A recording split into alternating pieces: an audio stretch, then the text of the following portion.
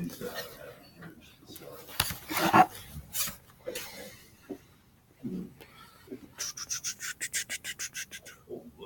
that.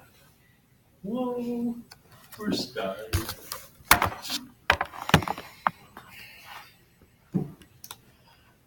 Have you ever wondered what it would take to make it big in this world? What sort of rules of success or life lessons you will have to learn along the way to become one of the richest people in the world?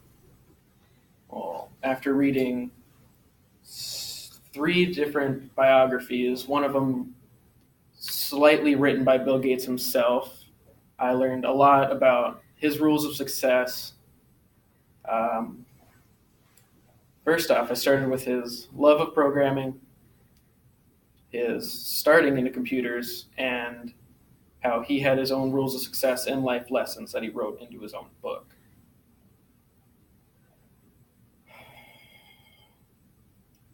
First, I started off with Bill Gates's start into computers, which started in grade school, which he got moved from a public school to a private school at the age of 12 due to him not being able to really focus in the other public school. And he was able to really focus on computers in his private school, where he had met one of his first time partners, Paul Allen, as just kids due to their shared love of computers.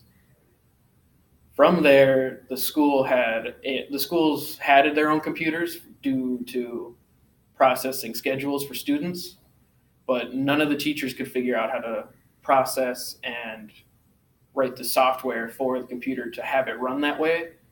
So in 1968, at the age of 12 and Paul Allen was 14, these two children programmed an entire system for the school to run their own schedule. But when Bill Gates had always been a businessman, even when he was little. As Patricia Delmoth, a famous author who has written several child books and autobiographies about multiple famous people back in 2013, she stated that Bill Gates had written a contract with his younger sister about using just about using her baseball glove whenever he needed it, and he would give her $5. And he made her sign it, so that way he would be allowed to have it no matter what, if he gave her the $5. But back in these times, it would cost money to be allowed to use or look at a computer, especially hardware or software. So by making the schedule for their private school, they earned $4,200 in total computer time. I do not remember exactly how much time that is in total, but I remember it was a lot. Then after they made it from their private school and they went into high school, during their junior year of high school, Paul and Bill had another processing job or programming job that they got from their old school, the private school, due to their old school merging with an all-girls school. So they had hundreds of extra students that they had to reschedule for. So they had to merge the hundreds of students, and then from there, Bill kind of conjured up a plan. Since he was the one who made the scheduling program, he was capable of taking that and then placing himself in all-girl classes. And that plan came into fruition his junior year of high school, when he did place himself in all-girl classes and left all of his friends out because he never invited them. But during their school years in high school, Bill and Paul met a few other dudes in a computer lab. I guess you could say computer lab, but more of a club.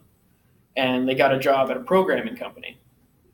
And this company hired them just to fix any bugs or issues they have with their computer, but they could have free time with their computer only during off hours or on weekends, which several times Bill would stay too long overnight and he would miss the last bus and he would have to walk 3 to 4 miles home on several occasions because he would just stay there during their off hours and mess with the computer.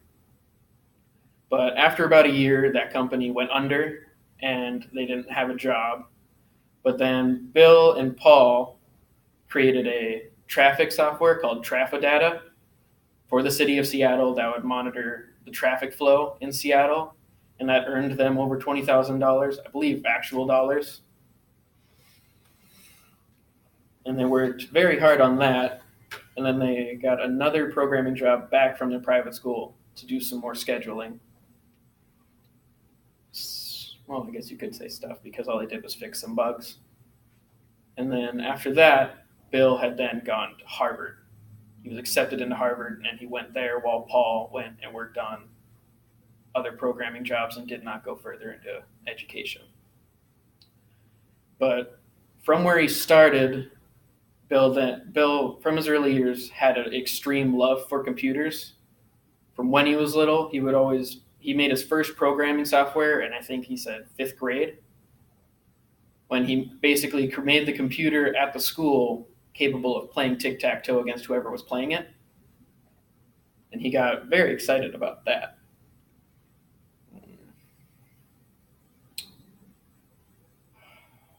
What's the next part? But Michael B. Belcraft, who is an author from Greenwood Biographies, who's also the publisher, had a book named Bill Gates, an Autobiography, which she wrote in 2014, where she mentioned how Bill, I should have practiced here, but Bill and Alan went into business together at age 15 and had made Traffic Data, but Bill went into Harvard and left Paul behind. But later on in their years, they found out Paul had found a magazine that out on the cover mentioned something called an Altair mini computer. So instead of a computer that would fill an entire room, like they used to, those massive computers, they basically made something the size of a microwave oven that was capable of running like a mega computer. So they heard about that, but they realized that with the Altair mini computer, it had no software, no programming, it was just hardware, just switches and some light bulbs on the side of it. It had no software, no program to speak of for it. So Bill thought it would be a great idea to make a software for a mini computer that did not yet have a software for it. So they sent a mail. They sent a letter to the CEO of the company that was creating these Altair mini computers, and they said that they were creating a software for it. And they asked if he was interested in trying it. So they said, of course, he accepted their software, but they hadn't even started on it yet. They spent the next 8 weeks, just sleepless nights, working extremely hard on creating a software for a mini computer that they did not even have in their possession. They never ordered one. They never had one. They just saw it, so they tried to create a software for it. And the only way they could do that was by tricking one of their large computers that they had access to into acting like the Altair mini computer by running a simulation through the computer. So they created a smaller software to force a big computer to act like a small computer so they can create software for a small computer. After 8 weeks of extremely hard work, Bill still had a couple more weeks because the CEO was behind on orders, so he was working on those first. So Bill called one of his Harvard friends to come out and help them for just a week. So it took all 3 of them an extra 2 weeks after the 8 weeks of sleepless nights to finally get the programming done. And then once they finally had it done, they brought it to the CEO. Paul Allen took their software all the way down to Mexico, which is where the CEO was, building the Altair computers because it was cheaper there. And their entire careers ran completely on this one software that they didn't even have the Altair mini computer to work on for programming. So they basically brought it in there, they set it on his desk, and the second they plugged it in and they flipped a switch to turn it on, it worked. Flawlessly, their software actually worked on a computer they never even had. After a month, the CEO there invited them to join them, but they said no, and they created Microsoft 1 month later, starting out in just a garage with programming. But his love of computers did not start with just his programming. It was just that he created a game on a school computer without ever knowing anything really about it. He just always was really good, and he was really, really smart when he was little. Because none of the teachers, the principal, anybody in that school understood how to program or write, technically, the language of a computer, except for Bill and Paul. While Bill Gates and Paul were on an equal level when it came to programming, Paul was better when it came to hardware. He understood the hardware of the time a lot better than Bill. So when it came to building something, Paul was much better than Bill at it, but Bill could do the programming much faster. But from their love of computers and the creating of Microsoft, Bill Gates had several occurrences where he would be wandering around his building of Microsoft, and other older CEOs from other buildings coming to talk with him about starting I guess you could say a contract together for computers. He would be wandering around and like talking to coworkers, and then they would bump into him, ask him to walk them to his office because they didn't know who he was. They haven't seen his face yet, or since he was so young, since he started Microsoft at the age of, I believe, 23. He started Microsoft at the age of 23, so he was a very, very young CEO of a large corporation, and he'd just be wandering around. They'd run into him, and he would walk them up to his office, and then after asking them to take a seat, he would then walk around the desk and take a seat and then smile, because all these old individuals who have been doing business for years saw this young 20-something-year-old man take a seat in a giant chair behind a big desk of one of the biggest computer corporations in the world. But Bill didn't get there by doing nothing.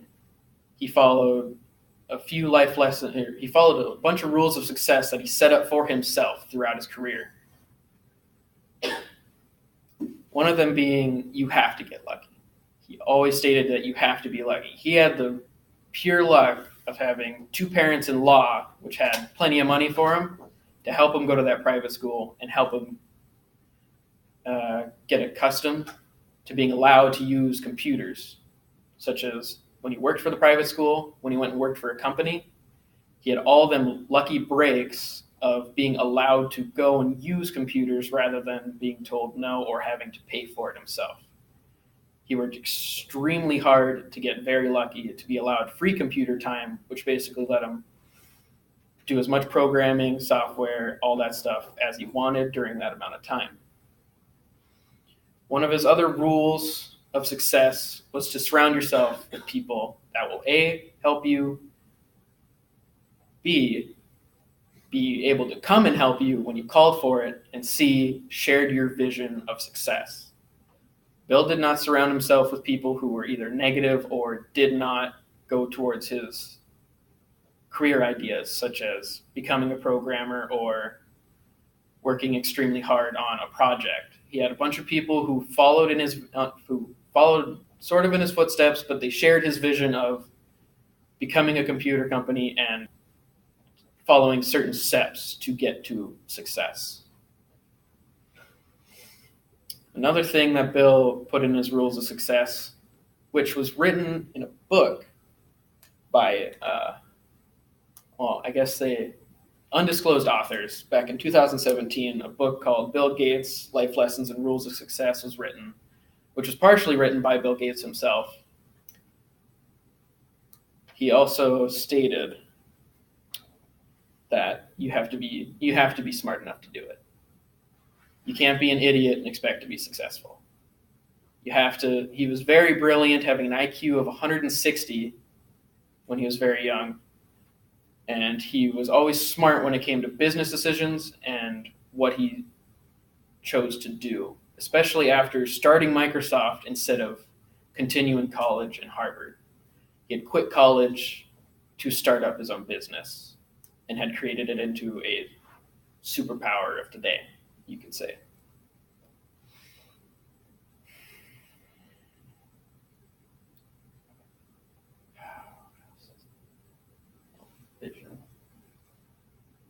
One of Bill Gates' best quotes, I would have to say, is, "Life sucks, get used to it."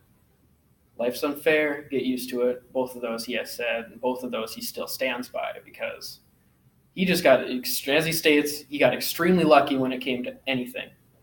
It came to computer time, came to having the money to do it, or it came down to being born/gifted with the smarts to be capable of basically learning a new language about programming.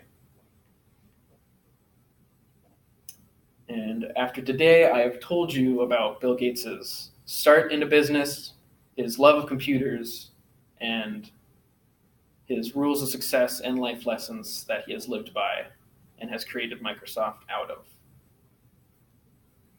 Should be it, if you want to pause it.